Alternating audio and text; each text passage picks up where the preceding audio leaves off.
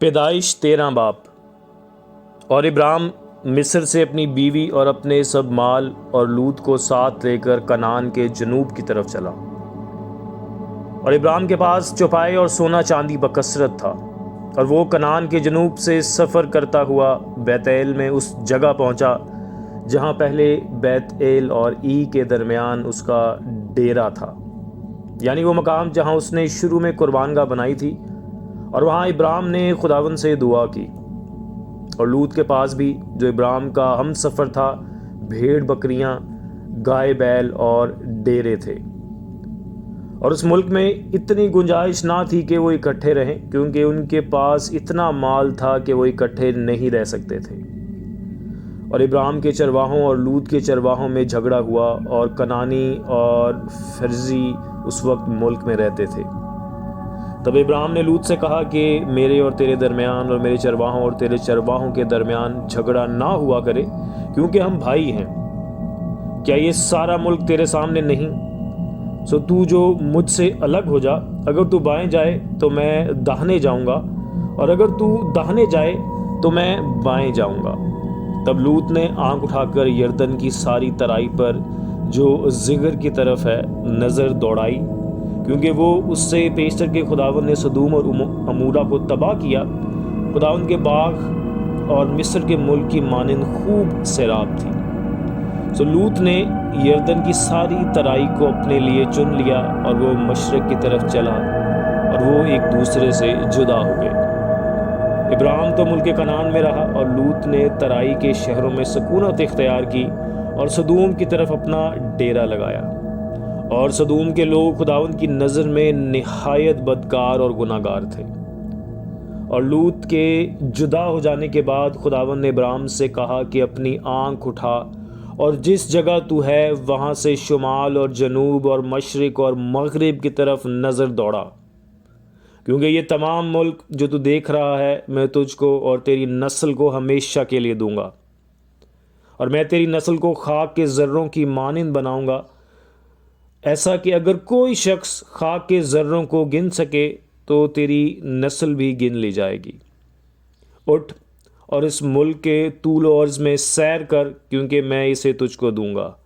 اور ابراہیم نے اپنا ڈیرا اٹھایا اور ممرے کے بلوتوں میں جو ہبرون میں ہے جا کر رہنے لگا، اور وہاں خداوند کے لیے ایک قربانگاہ بنائی۔ آمین۔ پیدائش 14 باب۔ اور سنار کے بادشاہ امرافل اور الاسر کے بادشاہ اریوک اور الام کے بادشاہ کدرلاؤمر اور جوئم کے بادشاہ تدال کے ایام میں یوں ہوا کہ انہوں نے سدوم کے بادشاہ برا اور عمورہ کے بادشاہ برشا اور ادما کے بادشاہ سنیب اور سبویم کے بادشاہ سمیبر اور بالیا یعنی زگر کے بادشاہ سے جنگ کی۔ یہ سب سدیم یعنی دریائے شور کی وادی میں اکٹھے ہوئے۔ 12 برس تک وہ کدرلاؤمر کے متی رہے، پر 13ویں برس انہوں نے سرکشی کی۔ اور 14ویں برس کدرلاؤمر اور اس کے ساتھ کے بادشاہ آئے، اور رفائم کو استارات کرنیم میں، اور زوزیوں کو حام میں، اور امیم کو سوئے کریتیم میں، اور ہوریوں کو ان کے کوہ شعیر میں مارتے مارتے الفیران تک جو بیابان سے لگا ہوا ہے آئے۔ پھر وہ لوٹ کر عین مصفات یعنی قادس پہنچے، اور امالیکیوں کے تمام ملک کو اور اموریوں کو جو حسیسون تمر میں رہتے تھے مارا۔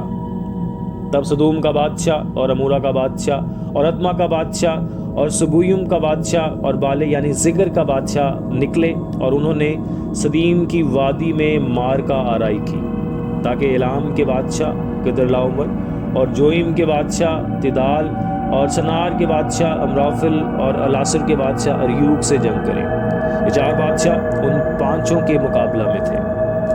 اور سدیم کی وادی میں جا بجا نفت کے گڑھے تھے، اور سدوم اور عمورہ کے بادشاہ بھاگتے بھاگتے وہاں گرے، اور جو بچے پہاڑ پر بھاگ گئے۔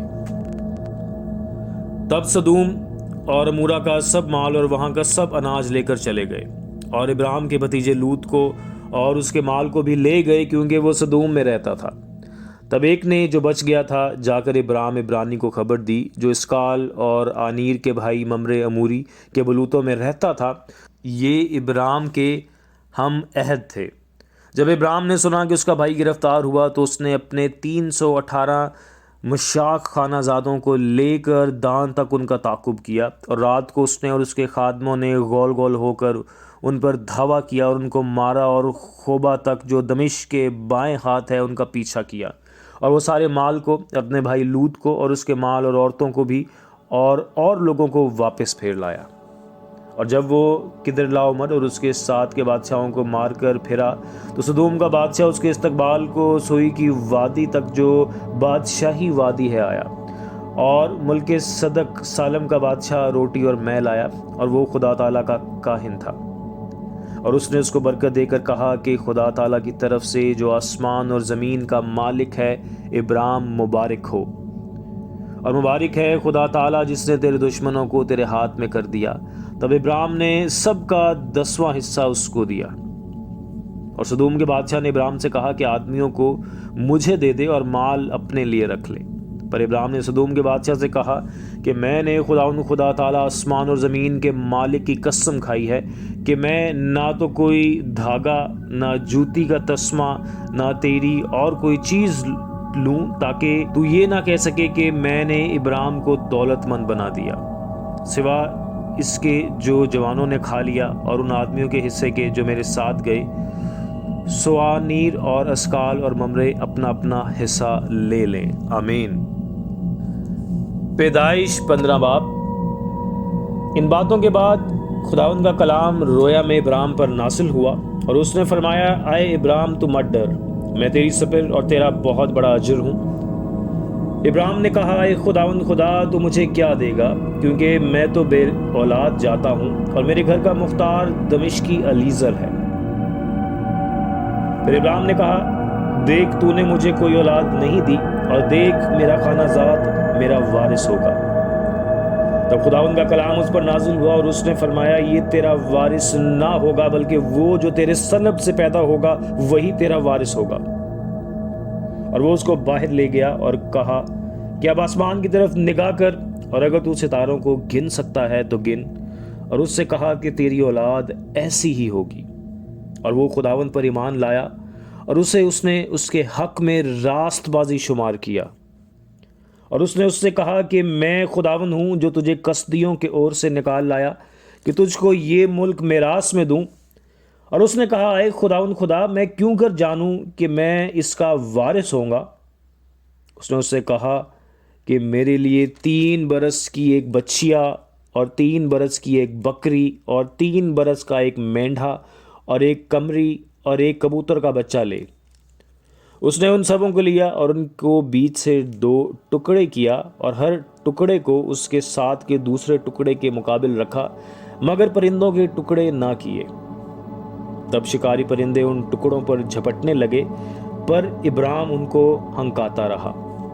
سورج ڈوبتے وقت ابرام پر گہری نیند غالب ہوئی، اور دیکھو ایک بڑی ہولناک تاریکی اس پر چھا گئی۔